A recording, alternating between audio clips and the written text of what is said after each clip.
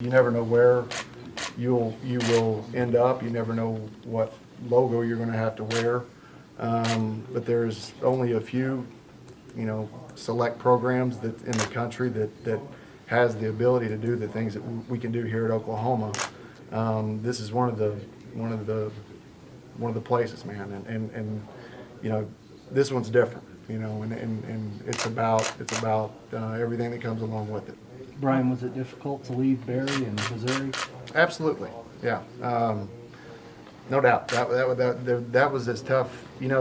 Whenever you talk about it, it's hard to leave a place. A lot of times it's because of the people, and there's a different element with that as far as it being a family member, and as far as you talk about business or a profession.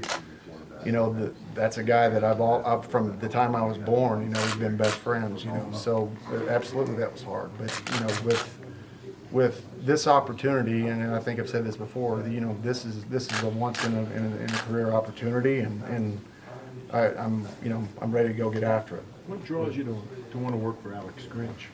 Well, our familiarity with each other we actually GA'd together a long time ago at Missouri. And I've known him for a long time. And then in between jobs, when he got hired at Washington State, I was hired on that initial defensive staff that he had out there, myself and Coach Manning. So we've done this before, and I know Alex's defense is as good as there is anybody out there. So there's a lot of continuity with that. There's things that you go through in a defensive meeting. And as you watch recruits, you kind of know where his mind is, what he's looking for, and there isn't a long explanation on what he feels about it. But being able to try to duplicate what we did out there, and then also improve it in a better program with better players, with better environment, better fan base, and all that kind of stuff. That's obviously a draw. But to be able to work for Alex and the way he's going to do things and motivate the guys and get those guys to the point where we really reach the potential that's out there for our players. And obviously, that's very appealing. Ryan, the way Lincoln became, even an offensive coordinator is a crazy story. Kind of shows you just how difficult it is to get into coaching, and you've taken quite a path to get where you are now. Is it almost strange to you that you're still pretty young in coaching, but you're right here back at Oklahoma? Yeah, and everybody has kind of their own story, and everyone's path is unique. Mine is certainly unique. The one constant that I've been fortunate to do is I have been able to coach for a number of years, and we can talk about content, and we can talk about it's no different than teaching. It's coaching. And what I did previously, before I was an actual on-the-field coach, was dealing with being able to coach players on a daily basis. And you talk about, and you ask Benny Wiley, he coaches these guys each and every day, and you do get to deal with the absolute best player on the roster. You get to deal with the absolute worst player on the roster and everything in between, and everything with that. And in addition, I also had a chance to, run a program for 6 months out of the year, and I think with that it was there's a lot to be experience to be gained out of that.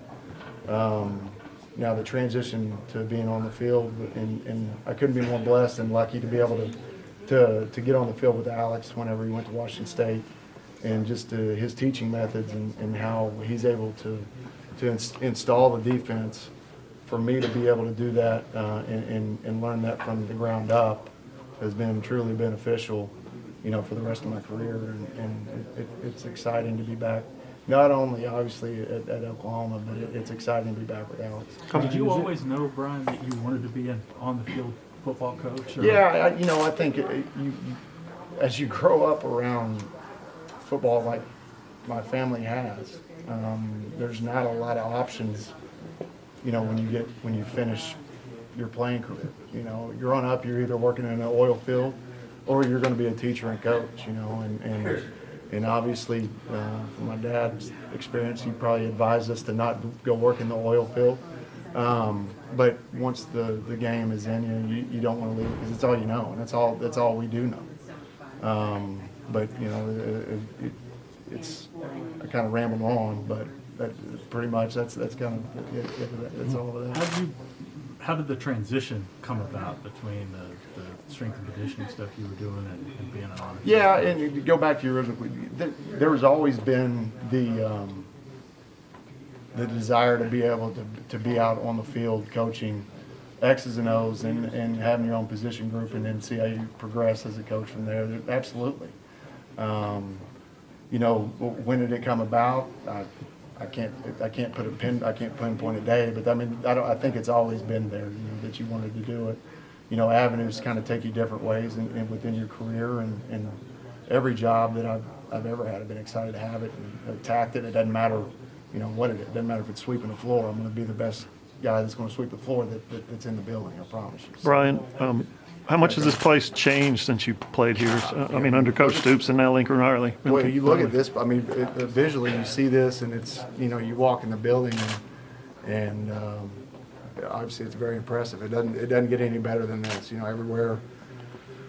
I mean, you can see it visually, but as you guys have all seen over the last 20 years, that this program has continued to rise, and the level of expectations have continued to rise with it, and rightfully so. But Coach Stoops came in here, and I was fortunate to be a part of the early years with that, and to be able to see this program continue to rise and meet those expectations, and it's truly impressive. And then Lincoln takes over, and it's really impressive what he's done. In my talks with Lincoln, I couldn't be more impressed with him as far as how he carries himself, and you at times when you talk, you forget you're talking to the head coach of the University of Oklahoma, and for him to be able to handle the things that he's handled over the past 2 years is remarkable. He doesn't seem overwhelmed with anything, and I think that's kind of one of the things that sticks out that makes him great, but as long as the fan base is still here and the expectation level is going to be here, and great people are walking through the hallways within, on the coaching staff, I think it's going to continue to rise. Brian, does it blow you away though, the facilities? It's crazy. Been today, but This- you were back in 2000. So I was telling a story to one of the players yesterday about the locker room space whenever I was a true freshman, and how cramped some of that was, which it was the nicest thing I'd ever seen at the time. But what they have now is completely different. And I actually did talk to one of them about you never saw anything before this. But that's not your fault. The thing about it, you have to appreciate this. Right. And as you come in, but I'm unique in the fact that I'm able to appreciate this. You know what I'm saying? It's crazy. It's really nice. As a guy who played here and probably has seen some of the struggles they've had defensively, does it give you some pride to know that you can sort of be part of the solution here? I don't. From whatever's in the past, that has absolutely no bearing on anything that we do moving forward, and that's going to be our charge with the players too.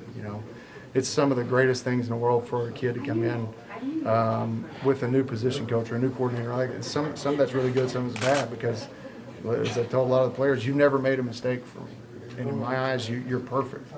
But at this point, moving forward, it's a complete clean slate.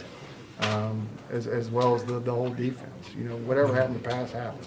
Our job is to move forward and get this group as good as we can possibly get in order to win ball games, and that's what we're going to do. And that's all we're concerned about. That's going to be our charge. Ryan, there's quite a history of inside linebackers at this school. How fitting is it to have a guy who grew up around here and knows that history be that position? Yeah, there's no doubt, man. I'm telling you, with the exception of probably a couple of statisticians, I think I probably know the tradition at inside linebacker here at University of Oklahoma as good as anybody. And to be able to have the title of position coach over that group is it's awesome. I don't know another way to explain it. Now, with that awesomeness comes a lot of responsibility, and with those guys in there, they got a lot to live up to from the guys that came in the past. There's an expectation level with the inside linebackers going back as far as I can remember, and then I know there's people before I was born that were absolutely great players. But there's a tradition here for inside linebacker play that's second to none, and you know, take that very seriously. It's a responsibility of mine to get those guys playing as well as they possibly can. Do you plan on bringing any of those guys back to kind of do some speeches? I think that would be awesome if I could, you know, and I hadn't had a chance to reach out to very many of them.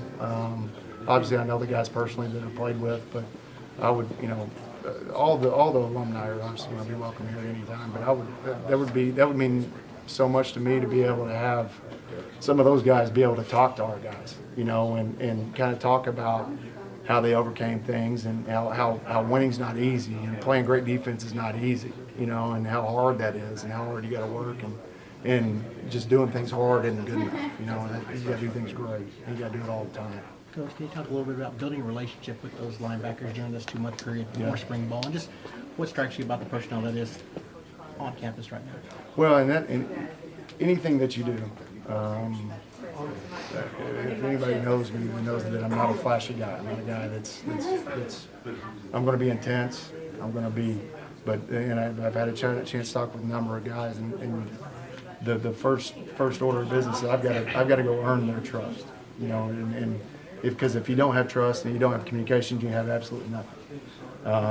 So with that being said, that's got to be a big deal for me to go in, earn trust, and how do you do that? You do that by being consistent every day, and you do your job every day.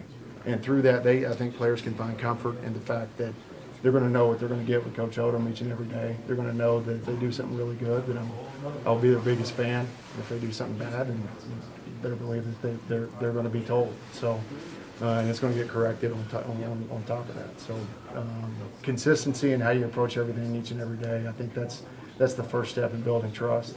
And just being your authentic self, you know, not being any coach that's ever been here before, not being any coach that will ever be here before, being myself.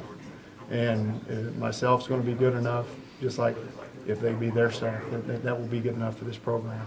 And we're going to have, it's going to be great moving forward. What would 18-year-old running back Brian Odom say if somebody told him one day you're going to be doing what Brett Venables does here?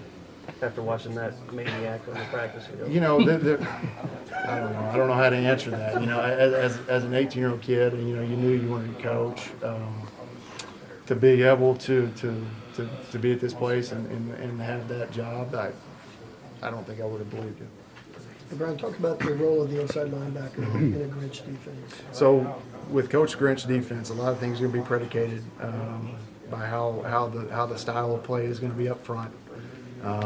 These guys are going to be attacking the ball downhill, and that's going to be a phrase that we're going to use quite a bit of the time of playing downhill. And the guys will limit the gray area. I say limit. We're going to do our best to take away any kind of gray area for their responsibilities, and the expectation for those guys is to go be football players. And you know, we're going to teach technique, and we're going to do everything right as far as that's concerned. But we want guys to be free to go out and play as fast as they possibly can, play as violent as they possibly can, and play relentless in each and every snap. And you know, this is an effort-based defense. It's not a scheme-based defense. And we're going to put a premium on athleticism as we recruit. Speed's going to be a huge deal for us, and we'd like to see production obviously out of the linebacking core. But we're going to see production all over the field. And the biggest thing that we've got to be able to see is guys playing with, just the relentless effort that they don't even know that they can do. And we got to push these guys past the point where they think they're playing hard. It's like, no, you have no idea. No, that's the standard. We're playing hard. Play 18 needs to look the same as play 97, because it's eye popping how hard these guys have to play in this defense. What do you think it's going to take that next step defensively here? Well, it goes back to the trust thing. You know, I mean, we talk about trust and building trust, and you can't ask a guy to do something if they don't trust you. And if you're not consistent in your approach and how you carry yourself and how you do things, then that will never work. And all this stuff that we talk about today is they're just words. You know what I'm saying? So the actions moving forward and how we're going to do things, that's going to be the telltale sign of what this defense is going to do.